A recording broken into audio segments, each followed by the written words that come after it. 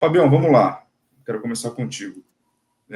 O seu Leicão venceu ontem o Dallas por 107-99, né? Aí criou, claro, toda uma expectativa que seria já logo de cara, acho que depois de 5, 6, 7 jogos, o reencontro, né, do Luka com o Dallas. O jogo não foi em Dallas, que seria Isso que eu talvez falo, um motivo mais seria mais impactante. impactante, né? Foi em Los Angeles, mas o Lakers ganhou, que é importante, e teve um desempenho muito bom do Luka Doncic com 19 pontos, 12 assistências e 15 rebotes, também conhecido como um triple-double. O que o senhor pode falar sobre isso, hein? Vamos lá. Primeiro, toda a atmosfera que foi criada, né? Na verdade, que se esperava e que na verdade, se traduziu para a realidade, né? Dentro desse jogo aí, você teve reação de sorriso nervoso do Mark Cuban, você teve o Nico Harris dando uma de desentendido, o próprio Luka também falando que não viu o Nico na plateia, na arquibancada ali, na arquibancada não, arquibancada é maldade minha. Não tem como não ter visto, né, pô? Ele disse, né, que não, né? Mas o cara tava ali na bica, ali na beira, e teve gritos de thank you, Nico, da torcida do Lakers, para pro dirigente do Dallas, né? Então teve realmente bastante coisa que envolveu esse jogo, mas o mais importante, como diz o outro, no que tange a bola laranja, quicando, né? Me chamou muita atenção os 15 rebotes do Doncic. Se espera muito dele a pontuação e as assistências, os tais dimes, né, que ele costuma fornecer para os companheiros. Isso aí ele fez bastante, foram 12, bom número de assistências, mas rebotes, cara, esse aí é um recurso bem interessante que adiciona ainda mais para o currículo dele e, é claro, para o Lakers, né, para o desempenho do Lakers. Uma coisa que eu quero chamar a atenção inicialmente, aqui a gente vai discutir um pouco mais, mas inicialmente o que me chama a atenção é que nesse jogo, não sei se... Eu acho que pelas duas coisas, tá? Pela continuidade de jogos, pela sequência de jogos, e talvez pelo adversário, acho que menos pelo adversário, viu? Ser bem sincero, mais pela continuidade de jogos, a sequência de jogos, comecei a ver o olho do tigre no Doncic, cara. Eu vi ele com uma cara meio de pastel, meio de ué, o que eu tô fazendo aqui nos jogos iniciais. Nesse jogo eu vi ele com uma postura mais agressiva, mais de olho do tigre realmente, cara. Isso me chamou bastante atenção, né, ver ele vibrando com uma cesta de 3 e tudo mais. Então, isso é um começo realmente, aquilo que o Anderson falou aqui no início, aqui na apresentação, de que ele pode realmente ter soltado o freio de mão e, primeiramente, até ele, né? Ele, como até o LeBron falou para ele, você, né, faz o seu jogo, faz o seu esquema. Então, ele se soltando, a coisa tende a fluir bem aí para se adaptar de vez ao time do Lakers. Deixa eu soltar uma pergunta para o Fábio responder, depois já passa para o André com a argumentação natural.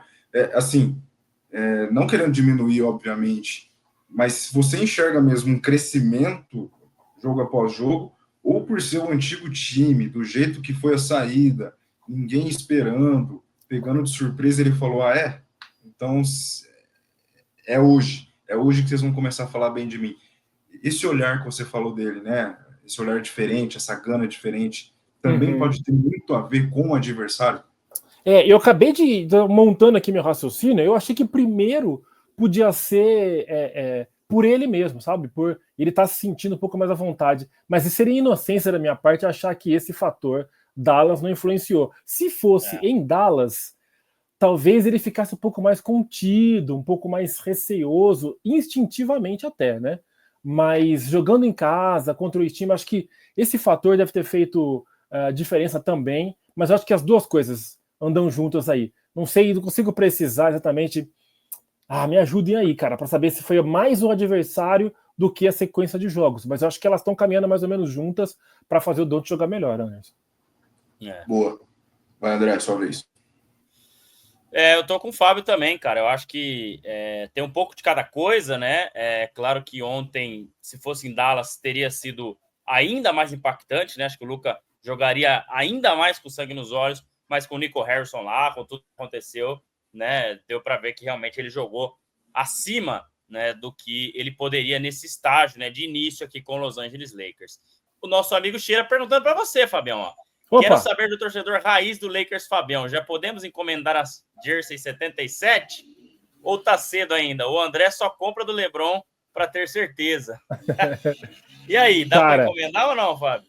não, dá para esperar um pouquinho. Vamos esperar um pouquinho. Caça aquelas mais antigas. Compra uma. Hoje em dia é mais jogo, né? É mais esquema, é mais simbólico. Até aí sair um pouco. Eu gosto das coisas meio alternativas. Vai na 42 do James Worth primeiro. Pá, depois vamos esperar um pouquinho mais o Luca para ver se rola 7-7. Tem tudo para isso. Mas vamos esperar um pouquinho mais. Boa.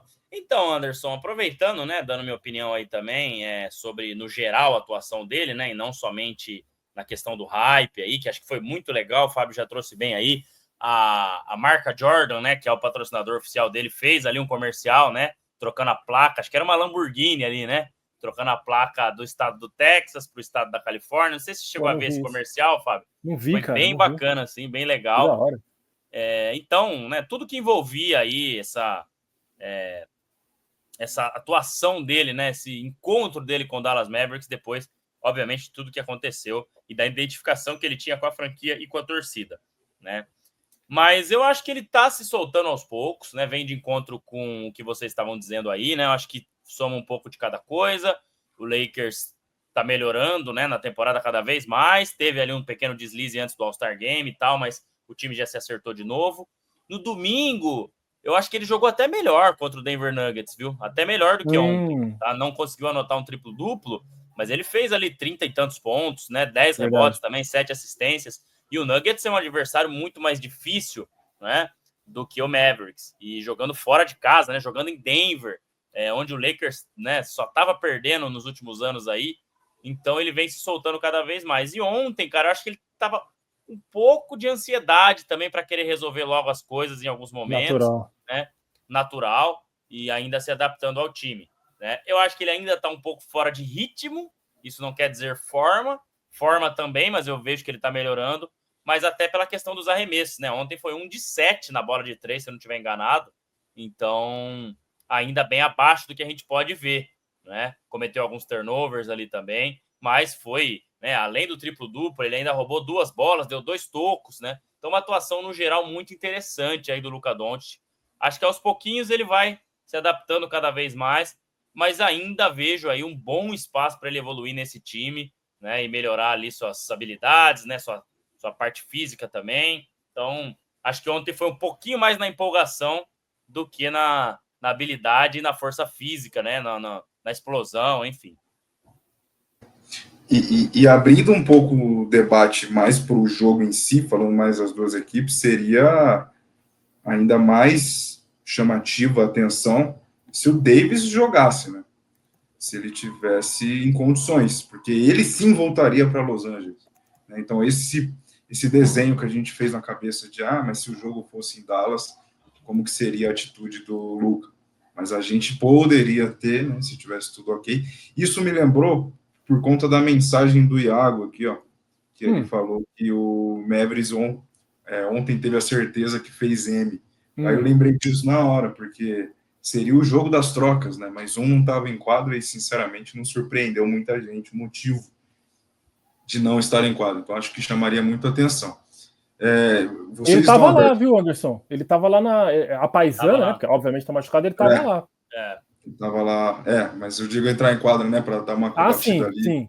Não tava, mas, claro, ele sentiu o clima ali, carinha meio fechado, sério, né? Nada de. Nem o semblante, mas também não podia ser diferente. E abrindo mais para falar do jogo em si, foi um jogo interessante também coletivamente, né, pro lado do Lakers, né? Como a gente já falou, o Luka fez 19 pontos, o Reeves fez 20, o LeBron 27, o Hashimura fez 15. Então foi um time que conseguiu aí de forma homogênea entre os seus titulares pontuar bastante, que combinou bem para a vitória, né? E queria que vocês citassem também esse Mavis, né? Como é que vai ser, como é que vai ficar, o Kyrie sozinho, entre aspas, porque o Klay Thompson oscila bastante, desde da reta final dele no Golden State, ele oscila bastante nos jogos, né? Tem jogo que faz 20 pontos, tem jogo que faz 3. Ele não consegue ser linear assim para cima. Então, eu queria que vocês falassem também um pouco mais do jogo, dessa coletividade interessante do Lakers e o futuro do Mavis aí, o que pode acontecer. O Lakers, assim, ao que tudo indica, né?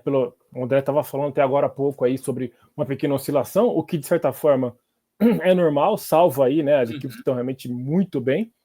Então acho que o Lakers está numa tendência mais realmente positiva de se manter nesse patamar aí do que cair. Acho que é o que indica, né? A gente ainda fica de olho com aquela situação do garrafão. Aparentemente a coisa não está tendo um efeito tão grande. Vamos ver jogando contra equipes que sejam mais fortes no garrafão, como é que a coisa acontece, né? Tem que ficar de olho nisso aí, mas a confiança pelo menos vai aumentando. Depois essa turbulência boa, vamos dizer assim, por um lado, aí vamos observar essa situação aí, essa parte do garrafão. O Lakers então é uma tendência, com certeza, de subida, ou de se manter num bom nível. E o Dallas acaba sendo uma incógnita, né? Uma incógnita nesse momento, que realmente acaba perdendo o Davis logo no primeiro jogo. O Felipe até fala, Felipe Toledo falando aí bem do time do Mavericks, que tem um time relativamente promissor aí para os próximos jogos, quando o Davis estiver de volta. Perigoso, concordo exatamente. Também. Então, é uma coisa mais para aguardar e ver se vai ter tempo, né? Lógico que tem ainda algum número razoável de jogos, mas é importante que o Davis volte, que não se precipite a volta dele, né? Que ele volte tranquilo, volte bem, para que essa possibilidade de bom momento aí para o Dallas seja traduzida, porque aquela coisa, a gente vai sempre voltar naquilo. A briga no Oeste é uma loucura. Então, qualquer vacilo, você sai da 8ª para a 11ª posição. O Lakers ontem, Fábio, emendando a sua resposta aí também, fez um jogo razoável, né? Não vou dizer que foi um jogo bom, né? Pelo que a gente viu aí, o Lakers acabou sofrendo um pouquinho em alguns momentos, mas o Dallas não liderou por nenhum momento, né? Exceto no comecinho do jogo ali, aquelas trocas de liderança bem no início, né? Depois eles chegaram até a empatar a partida, mas em nenhum momento conseguiram assumir a liderança novamente, né? E o time vai se encontrando mesmo sem o pivô, né? O Jackson Hayes tem iniciado de titular, mas ele joga ali 16 minutos, mais ou menos, dos 48 totais. Então o Lakers acaba jogando bastante tempo sem um pivô, né? E o time tem conseguido se desdobrar a ponto de nem precisar, né, de um pivô de origem para poder vencer os jogos, tá? É claro que isso ainda é muito cedo, né? Eu gravei um vídeo na segunda-feira, o pessoal que acompanha o nosso canal aqui deve ter assistido também, falando disso, né? Ainda é muito cedo para a gente avaliar tudo isso, né? Temos que esperar jogos contra outros times que têm bons pivôs, né? Claro que o Jokic hoje é o melhor da liga, mas tem vários times que têm bons pivôs aí, né? Então acho que tem que ficar de olho mesmo. E se o time continuar, né, nesse ímpeto defensivo aí, mesmo sem um pivô, né, com o Dorian Finney-Smith fazendo muito bem esse trabalho, com o Hashimura fazendo muito bem esse trabalho, com o Vanderbilt fazendo muito bem esse trabalho também. Ontem ainda anotou 8 pontos, né, além da defesa sufocante que ele sempre faz.